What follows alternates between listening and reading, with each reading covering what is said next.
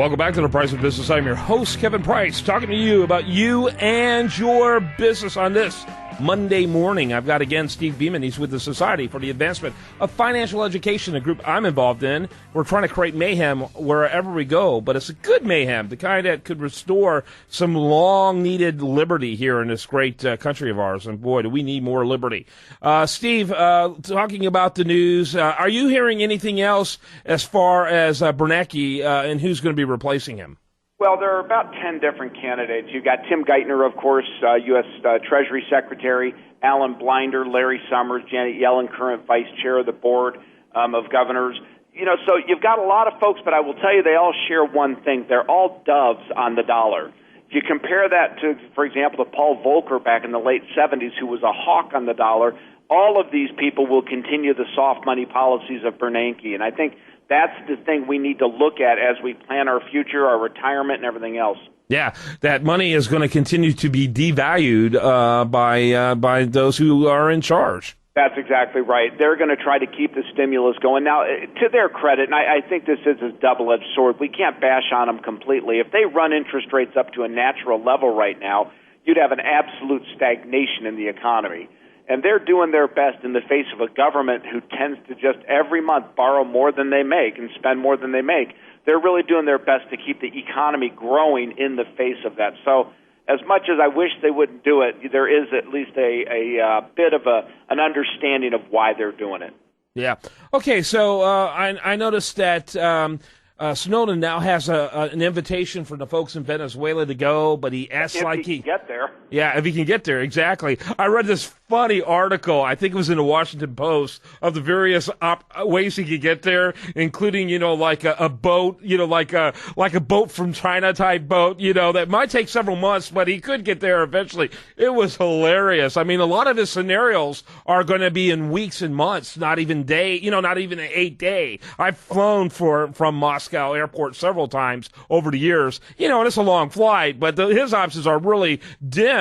Now, my understanding, a member of the Duma in Russia is trying to help him get asylum there. But for a guy who really tried to posture himself, position himself as fairly bright, you think he would have gotten all this asylum stuff taken care of before he decided to spill the beans, if you will. Well, you'd certainly think so, and all I can do is say I hope he's a hiker, because he may be marching by foot across the landmass there before he gets to that slow boat to Venezuela. Yeah, I mean, it's really crazy. Yeah, and I think the big issue we're still wrestling with as people is he a traitor or a hero? And I tend to be moving rapidly in the position of a traitor.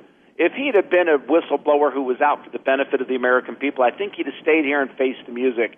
Instead, he's gone to China and Russia and Venezuela and places that aren't exactly friendly to our interest. And in the back doors, he's sharing that information with them. So I think this young man's in a great deal of trouble.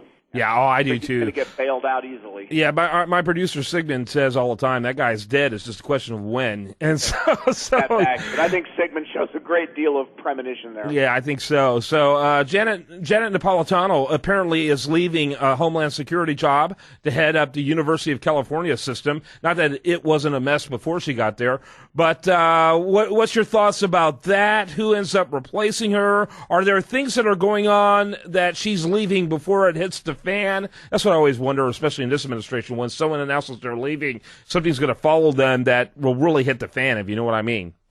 I think I feel sorry for the California public school system.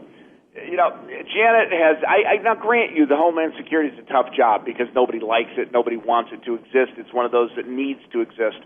But I think she is, I don't know who's going to replace her right now. There will be an awful lot of people trying to fight for that job because it's high visibility, it's highly important, its budgets are growing, and all of the critical things politicians want are happening there. So I'm not sure who it's going to be, Kevin. I think I'll have to look into that and see if by next week I can give you a crystal ball on who our next dictator in charge will be. Yeah, that'll be interesting to see. So, what do you see happening on the political front? There's so many stories going on. It seems to me, and I could be wrong, that the scandals that were plaguing this administration, certainly they're still there, but the media doesn't seem to be focusing on them that much. It seems like, it's your basic move along, nothing to see here. You kind of get that attitude from the White House, and it seems like the media is being compliant. Talk about that. Well, I think you're absolutely dead on there. Had this kind of an attitude been pervasive in the Watergate era, Watergate never would have gone anywhere. It would have just fizzled and died. And I think what we're seeing is an active effort on the part of the White House. You can't blame them. It's rational behavior to say, let's just take our eyes off of that. It'll go away over time. But the media is certainly being compliant and complacent in it. These folks need to step up and start bearing the truth. These were not small scandals. You've got an IRS completely out of control that's going and targeting individual citizens for their belief systems. You've got an NSA that is wiretapping and spying on you and me right now. And that's a bit of a concern when you tie it to the IRS and say, hey, we don't like their politics, let's go after them. So I wish the media, like you just did, would bring it up and have a loud clarion call to people to be aware of what's going on. Yeah, no question about it. Talking again to Steve Beaman. He's with the Society for the Advancement of Financial Education. You want to learn more about it, you can also email me at info@usdailyreview.com. So talk a little bit about 2016. I know it's a little bit away, but I'm seeing more and more articles positioning Hillary Clinton as the person to beat. And she's already out there essentially campaigning. I'm sure you know that as well. She's hitting all the places you're supposed to go to, like Iowa, and all of a sudden she's a favorite daughter of Iowa. She gets around. What was she? She was from Illinois. Sorry about that, Steve. Moved to Arkansas, became a Southern belle, just long enough to become U.S. Senator from New York. I mean, this lady gets around. But what do you think about 2016? Are you still trying to avoid it?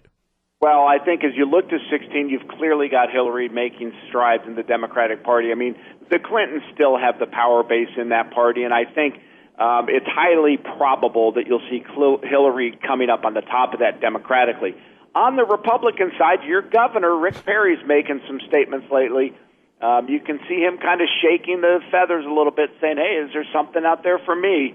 So We'll have to see what Governor Perry does. But you've got the typicals. Rubio's in Iowa. He's visiting. You got everybody making some just a little bit of ruffling the feathers again to see. But I think I don't believe yet the Republican has popped his head up that's going to actually be there. Yeah, and I don't know. I feel like the whole game of national politics has changed significantly with the Barack Obama's rise. But I have just a minute left. It's kind of a funny story, but I do want your comment on it. I was reading about the firing of an attractive assistant is legal, according to the Iowa top court.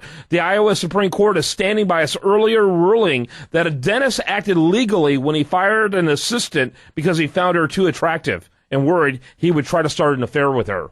Well, I'm kind of surprised by that. That you can still do that kind of thing. I say props to the dentist. You know what? He knew his limitations, and his wife has got to love that. But you try to stump me on these things and think I don't know about it. But I've watched that story and I've looked at that woman. I think he's got relatively low standards. I agree with that. I'm looking at her right now and I'm like, what? But I do think it gets to the core of the issue for all of the employers listening right now, and that is to what extent you have the right to hire and fire who you want for what you want.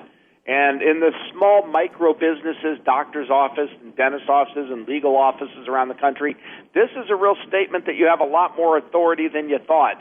I'm not sure it'll uphold itself to the appeals court process, but certainly at the Iowa level, this says basically as a small employer, you've got the right to let somebody go for virtually any reason. Yeah. And frankly, she should just take it as a compliment, shut up, and walk away. Because again, looking at the picture, I don't quite see it. All right, Steve Beaman, he's with the Society for the Advancement of Financial Education, but we talked to him about everything. And I've always tried to slip one in, but even today with this kind of obscure and kind of odd story, he was prepared. He's always prepared. SteveBeamanGroup.org. Make sure you check him out. We're going to be talking more and more about what's happening here with the organization here in the great state of Texas. And as always, thanks for being with us. It's always my pleasure. I hope you and all those folks down in Texas have a great week ahead, and I look forward to speaking with you on next Monday's program. Woohoo! All right, we'll be back then. All right, when we come back, much more for you. I do want to remind you the best content here. It shows up over there at usdailyreview.com.